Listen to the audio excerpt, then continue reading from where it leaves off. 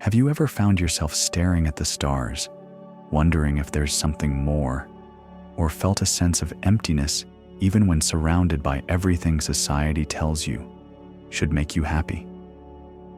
This desire for purpose, this longing to understand the meaning of our lives, it's one of the deepest human experiences, and it's what has driven humanity for thousands of years to search for answers, to explore both our inner and outer worlds.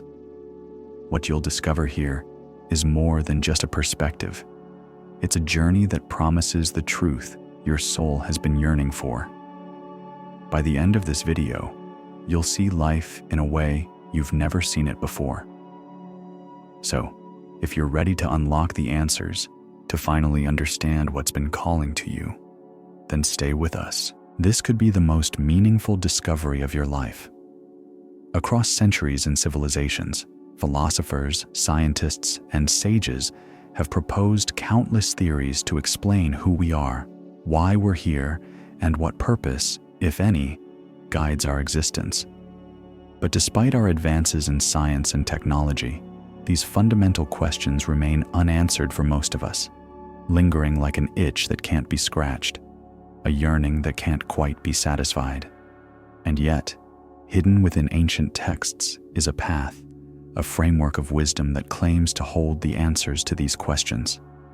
This is the wisdom of Kabbalah, a deeply mystical yet profoundly practical approach to understanding the meaning of life and our place in it. In the language of Kabbalah, our reality is no accident, no random stroke of chance, but the result of a purposeful, directed process by what Kabbalists call the Creator. Imagine a time before time, a state before existence as we know it. There was no matter, no space, no beginning or end, only a single, infinite force, a source beyond human understanding. The Kabbalists call this the Creator, or the Infinite, and they teach that everything we see and experience in life emerges from this boundless source. But what is this Creator? According to Kabbalah, the Creator is not some anthropomorphic figure sitting on a throne. It's not a being in the way we understand beings. Rather, the Creator is a force, a pure, limitless force of giving, of bestowing, of sharing. This force is often referred to as the will to bestow because its sole purpose and essence is to give. It's not bound by time or space, nor does it have any form. The Creator's only desire is to share goodness, to pour out infinite abundance.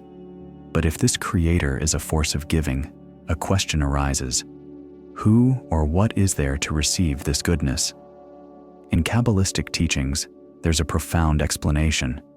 The Creator wished to give so fully, so completely, that it brought forth a counterpart, a vessel, something that could receive this endless goodness. This is where the story of creation begins, and it's not a story of stars or planets or atoms.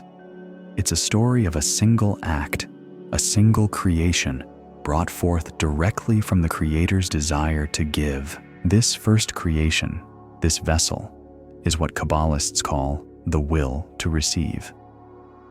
Now, the will to receive may sound abstract, but it's actually at the core of everything we experience, everything we are.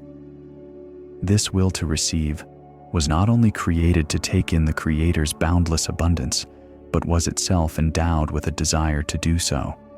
It was designed as a container, a vessel, capable of holding all the goodness the Creator wished to bestow. Now, imagine this vessel, this creation, existing in a perfect state.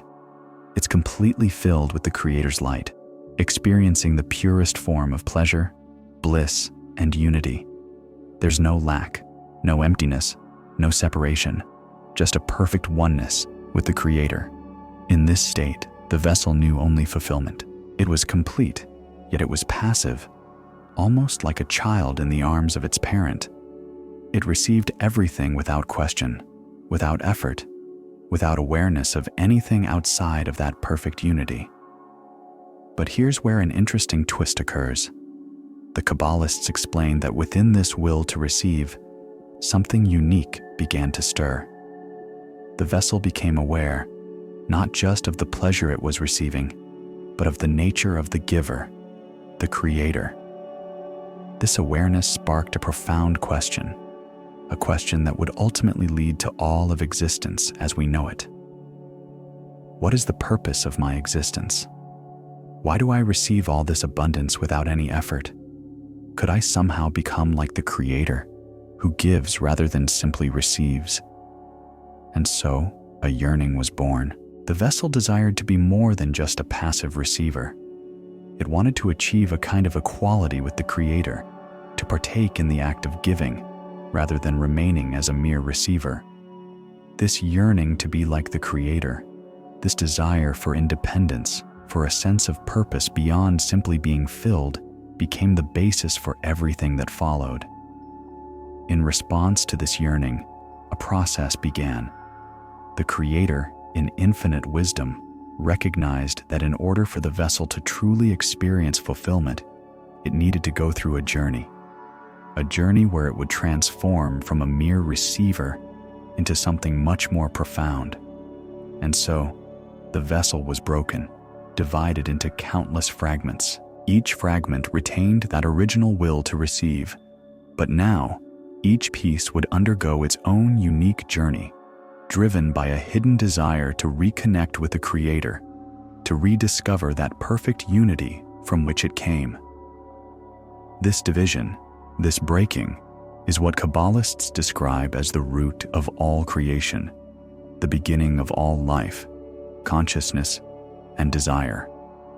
It was a purposeful fragmentation, designed so that each individual piece of the vessel, the souls of every human being, could, through its own journey, gradually come to understand the nature of the Creator and achieve the same quality of giving and bestowal.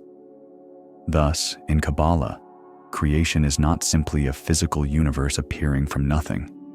It's the unfolding of a vast spiritual journey. It's the descent of the original vessel from unity with the Creator down to our world of separation, where each piece, the individual souls, finds itself disconnected, struggling, yearning, seeking meaning.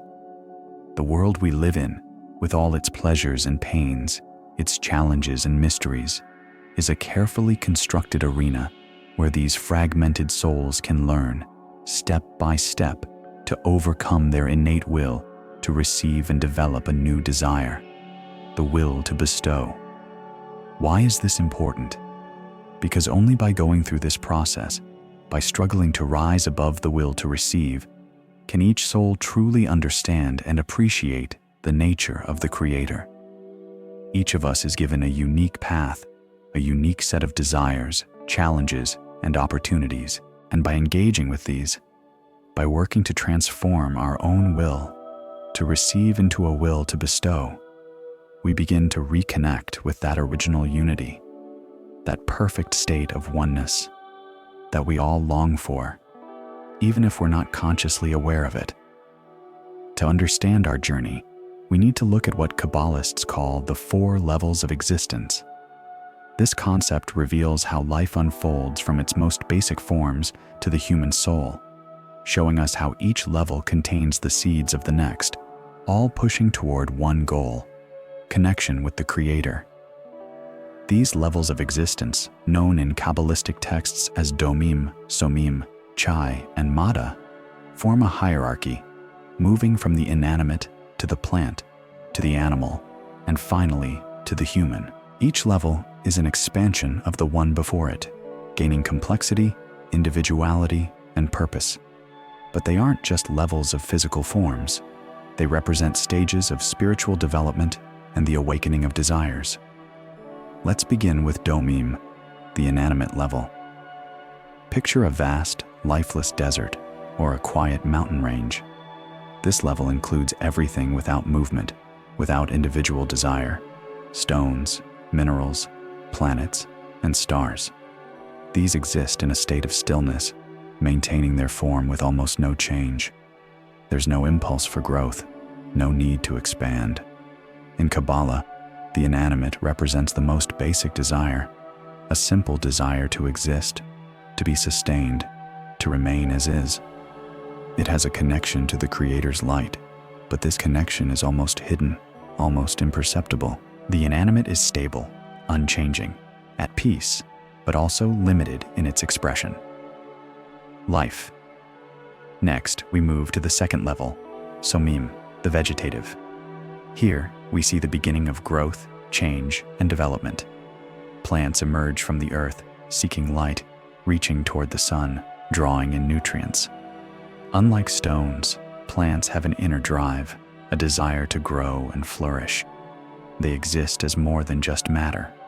They have life, movement, an inner purpose to expand. On this level, we see a desire for more than mere existence. There's an urge to take in light, to transform, to bear fruit. But this growth is still guided by nature's laws. It's instinctive, automatic. The plant cannot choose how to grow. It follows a predetermined path. Yet, in Kabbalah, this level is already a significant step toward expressing the Creator's light. Then we reach Chai, the animal level, where a completely new type of life takes shape. Animals move freely. They hunt, they protect, they raise their young. On this level, there's awareness of pleasure and pain, of comfort and danger. Animals don't just grow. They interact with their surroundings. They pursue their own needs. They experience instinctive emotions, and they make choices based on survival. The desire to receive is much stronger here, and it's tied to a sense of self-preservation, a desire not just to survive, but to live with awareness. Unlike plants, animals possess individuality. They have distinct personalities, unique behaviors, and they form bonds. In Kabbalah, this level represents a higher desire, a consciousness that can move, feel, and react, but it's still guided by instinct rather than conscious thought or deeper spiritual longing. Finally, we arrive at the level of Mada, or the speaking level, human beings. This is not simply another step in biological evolution. This is an evolution in the type of desire itself. Humans have all the desires of the previous levels, the stability of the inanimate, the growth of the plant, and the instinct of the animal.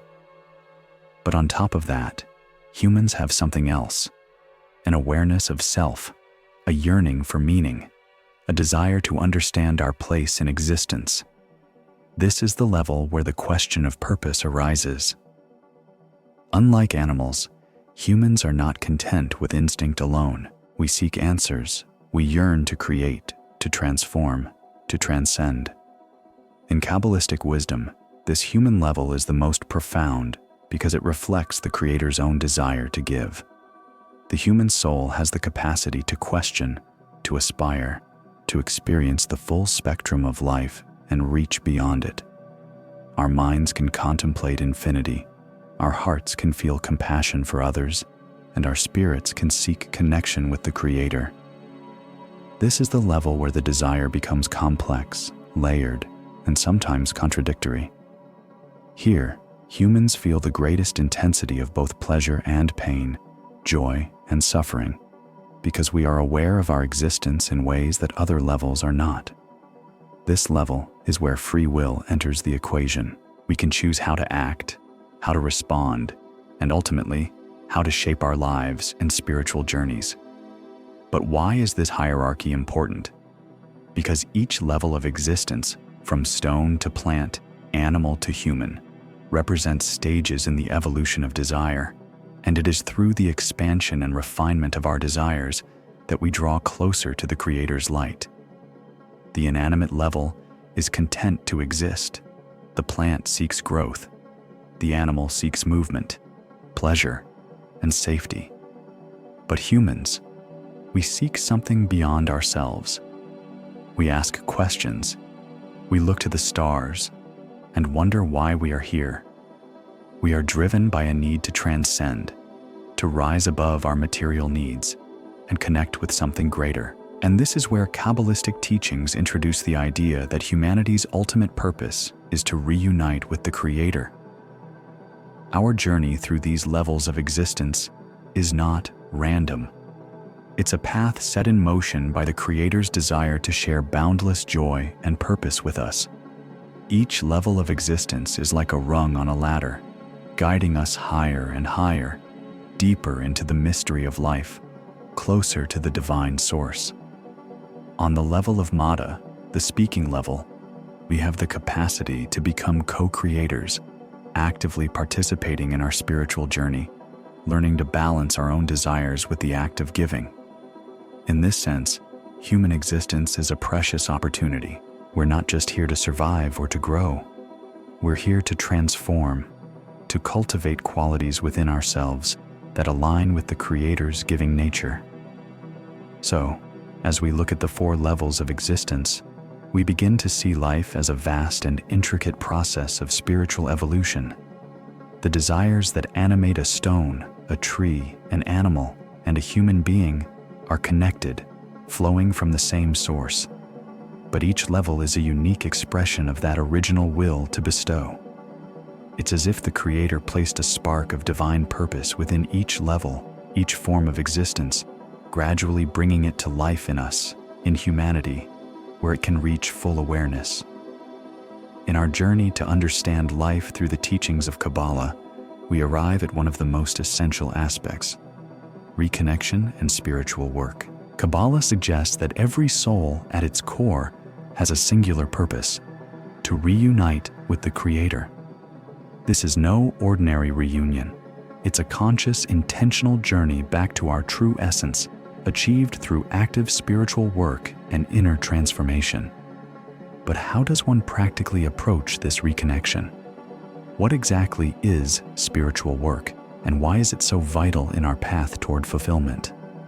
In this section, we'll explore 3 key points: the awakening of the point in the heart, transforming desires, and the role of the collective in spiritual work. Let's begin with the first. In Kabbalistic wisdom, the point in the heart is a term describing that initial spark of desire for something higher, a longing that goes beyond the material world. You may feel it as a quiet but persistent question that whispers, "Is there more to life than this?" Many people first experience it as a vague feeling of dissatisfaction, even when everything in their life seems to be in place. They may have material success, relationships, health, yet something still feels incomplete. This point in the heart is like a divine spark planted within each person. It's a desire for true purpose, for spiritual growth, for reconnection with the Creator. In the Kabbalistic view, everyone has this spark, but it may lie dormant until a certain stage in life, often triggered by experiences that shake our sense of certainty or comfort. The point in the heart is our soul's awakening, a reminder that there is a greater reality waiting to be explored. Once the point in the heart awakens, it becomes a driving force in our spiritual journey. Kabbalists teach that it's this inner spark that pulls us towards spiritual work, urging us to question, to seek, and to rise above our ordinary desires. This desire becomes the beginning of our path, motivating us to learn, to grow, and to seek understanding. Spiritual work, then, is not about abandoning the world, but about expanding our perspective, seeing the world through a higher lens, and learning to transform our everyday experiences into steps toward unity with the Creator. The next stage in spiritual work involves a deeper, more challenging process: transforming our desires. Desire is at the heart of Kabbalistic teachings. It's the force that drives all of existence, from the inanimate to the human level. Desire shapes everything we do, everything we feel. But in its raw form, human desire is centered on the self. We desire comfort, pleasure, recognition, security, all natural human needs. However, on the path of spiritual growth, Kabbalah teaches that we must refine and elevate these desires. The process of transforming desires involves shifting from self-centered desires, known as the will to receive for oneself alone, to desires that are focused on giving, connection, and unity with others. This isn't easy, Our ego naturally pulls us to focus on ourselves, to pursue our own gains and needs. But in Kabbalistic practice, we learn to recognize these ego-driven desires and gradually transform them into acts of giving and compassion. Kabbalists often describe this work as learning to perceive the world from a place of unity. Imagine seeing others not as separate from yourself, but as extensions of your own soul. When you help others, you're essentially helping yourself. When you bring joy to others, you experience joy in return. This transformative work requires daily effort, a constant awareness of our inner motivations, and a commitment to act in ways that bring us closer to the Creator's qualities of giving and love. In this transformation, we begin to experience the world differently. We find deeper meaning in our relationships, greater purpose in our actions, and a sense of fulfillment that isn't dependent on external circumstances. By transforming our desires, we align ourselves with the Creator's nature, step by step, bridging the gap between our earthly selves and our higher spiritual potential. The third and final point is perhaps one of the most powerful aspects of Kabbalah, the role of the collective in spiritual work. According to Kabbalistic teachings, spiritual growth is not a solitary journey. It's a collective one. We're all part of a single, interconnected system, like individual cells within a body. Each of us contributes to the whole, and each of us is influenced by the whole. In Kabbalah, this interconnectedness isn't just a metaphor, it's a spiritual truth. Our souls are bound together, sharing a common destiny. When we approach spiritual work as a collective, we recognize that our growth depends on our relationships with others. Our interactions become a mirror, reflecting the parts of ourselves that need healing, transformation, and understanding. Every encounter, every relationship becomes an opportunity for spiritual growth. Through our connections, we learn patience, empathy, forgiveness, and unity. We learn to see ourselves in others, to rise above judgment, and to practice compassion. In Kabbalah, it's often said that the Creator can only be truly known through the love of others. This means that our spiritual work is not about retreating from the world. Rather, it's about engaging with it in a new way. When we work together, studying, reflecting, supporting each other's growth, we create an environment that accelerates our spiritual journey. The collective effort enhances each individual's progress, lifting everyone closer to the Creator's light. A powerful example of this is the concept of a minyan, or a gathering of 10 individuals studying Kabbalah together.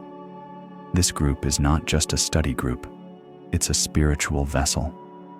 Within this unity, each person's effort adds to the others, creating a collective force that allows them to reach higher spiritual levels than any one of them could achieve alone. They become a single, unified soul, resonating with the Creator's light, transcending the limitations of individual ego. But the collective doesn't stop with study groups. Every connection we make in life has the potential to become a part of our spiritual work. Whether with family, friends, or even strangers, each encounter is an invitation to practice love, patience, and empathy. And as we expand this circle of connection, we help to heal the collective soul of humanity. In Kabbalah, this is the ultimate goal: to bring the entire world into harmony with the Creator's light, a world where all souls are united in love and purpose. In these 3 points, DJ, the awakening of the point in the heart, the transformation of desires, and the role of the collective in spiritual work, we find a roadmap for reconnecting with the Creator. Spiritual work is not a one-time achievement. It's a lifelong journey, an ongoing process of refining our desires, elevating our perspective, and connecting deeply with others. Each step we take, no matter how small, brings us closer to our true essence, closer to the Creator.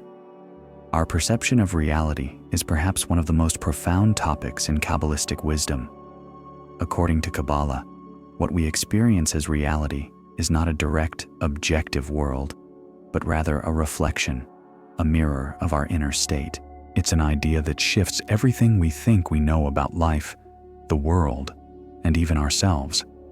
To understand true reality, Kabbalah invites us to go beyond the familiar, to step outside the box of our usual ways of thinking and seeing. True reality, according to Kabbalah, is vastly different from what we typically perceive with our senses. The world as we know it is filled with limitations, filters, and assumptions, things that shape and sometimes distort our understanding. But if we want to perceive reality as it truly is, we need to let go of these limits and open ourselves to something beyond what we've ever known. Kabbalah teaches that what we perceive as reality is actually a construct of the ego, built on a foundation of separation and individuality. We are taught to believe that we are separate entities, each with our own independent existence, each defined by personal wants, fears, and goals. But this perception, as real as it feels, is only a tiny fraction of what actually exists. In truth, we are deeply interconnected, part of a vast divine whole that operates as one unified reality. Stepping outside the box means daring to recognize that our individuality, as we understand it, is an illusion, a mask over the deeper truth of unity. To perceive this unity, Kabbalists tell us, we must shift our focus from external appearances to inner essence. Imagine an iceberg floating on the ocean. The tip above water is what we usually see and experience in life. The outer world, the tangible things, the events and forms we interact with every day. But the massive, unseen part of the iceberg beneath the surface is where true reality lies. This unseen realm contains the forces, intentions, and energies that sustain everything we perceive. By shifting our attention away from the tip and toward the base, we begin to glimpse the underlying reality that connects everything. One of the most powerful tools Kabbalah provides for seeing true reality is the concept of Ein Sof, or the infinite. This term describes the Creator's boundless, all-encompassing light, a divine essence that flows through all creation. In our ordinary state, we're often too focused on the finite details of life to sense this infinite presence. We're caught in the distractions, the dramas, the things that feel urgent and immediate. But stepping outside the box means learning to sense this boundless light, to tune into the eternal essence within all things, and to recognize that everything, even the most mundane aspects of life, contains a spark of the infinite. When we learn to perceive true reality, we begin to understand life's challenges, joys, and even its painful moments in a completely different way. Rather than seeing ourselves as victims of random circumstances, we see that every experience is purposeful, every encounter is orchestrated, and every moment offers a chance for growth and connection. Kabbalah teaches that true reality is ultimately benevolent and harmonious, designed to elevate our souls and guide us back to unity with the Creator. By seeing through the illusions of separation and fear, we start to recognize the divine wisdom guiding every step of our journey. This perception of true reality is not something we acquire all at once. It's a process, a gradual unveiling. As we transform our own inner world, the more we cultivate love, compassion, and alignment with the Creator's purpose, the more the veil of illusion lifts, revealing a reality far more beautiful, connected, and profound than we could have ever imagined. In this way, stepping outside the box of ordinary perception is not about escaping life, but about stepping more fully into it, seeing with clarity, purpose, and love. So, what does it mean to understand true reality? It means daring to let go of the boundaries we've placed around our understanding. It means embracing a perspective that sees the infinite within the finite, the whole within the part. Ultimately, it's a journey towards seeing with the eyes of the Creator and experiencing life as a continuous, boundless flow of divine love and unity. Kabbalah has often been called the science of the soul, and for good reason. Unlike many spiritual paths that rely on belief or faith alone, Kabbalah approaches spirituality with the rigor of a scientific discipline. It explores the universe, the soul, and the Creator through systematic study and experiential practice, leading to a deeper understanding of life's mysteries. Kabbalists view this path not just as a philosophy, but as an empirical science, a method by which anyone can experience and know spiritual truths firsthand. To understand why Kabbalah is considered a science, we first need to recognize that according to Kabbalistic thought, the universe operates through specific laws and principles. Just as we have physical laws governing our material world, like gravity and electromagnetism, there are spiritual laws that govern the flow of energy, consciousness, and divine intention in the spiritual realms. These laws aren't arbitrary. They are consistent, measurable, and predictable. They guide every aspect of creation, from the smallest detail of our personal lives to the grand unfolding of the cosmos. One of the central teachings in Kabbalah is that the universe is designed to reveal the Creator's essence to us. In this sense, Kabbalistic study resembles scientific exploration, where each insight and experience brings us closer to an ultimate truth. Kabbalists refer to this journey as attaining higher worlds through specific practices such as meditation, study, and ethical transformation. Students of Kabbalah learn to develop a new sense, a spiritual tool that allows them to perceive these higher worlds directly. This inner transformation is what makes Kabbalah a truly scientific path. It's not about accepting ideas blindly, but about personally testing and verifying spiritual truths. A unique aspect of Kabbalah is the emphasis on experience over doctrine.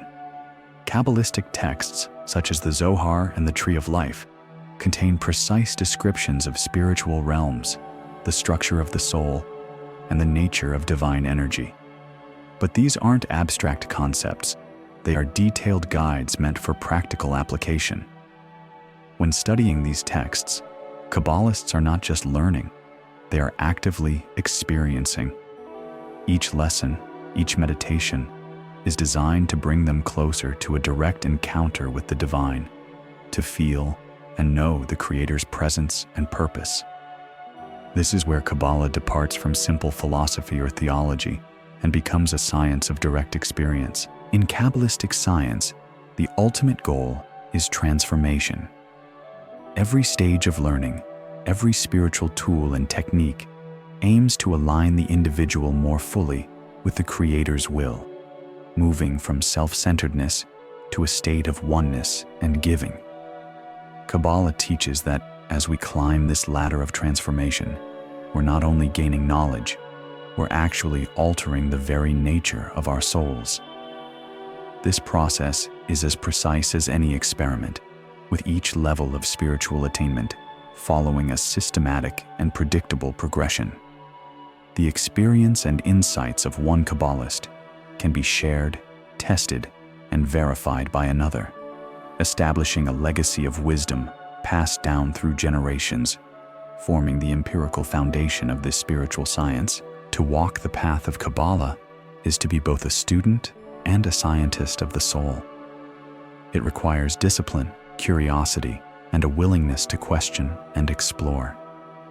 For centuries, this sacred science has been a hidden tradition, but today, Kabbalistic teachings are accessible to anyone with the desire to understand life's deeper truths. It invites all of us to step into the role of spiritual researchers, investigating not only the world around us, but the mysteries within us, with each revelation guiding us toward greater unity, purpose, and understanding. As we conclude, let's carry forward the key insight that Kabbalah teaches, that within each of us lies the spark of the Creator, waiting to be ignited. We are not separate from the divine. We are expressions of it. When we connect to this inner spark, we begin to experience life from a higher perspective. This is the journey of Kabbalah, to awaken that spark, to align our inner world with a greater whole, and to live with clarity, compassion, and purpose. If this journey has sparked a curiosity within you, take it as a call to explore further.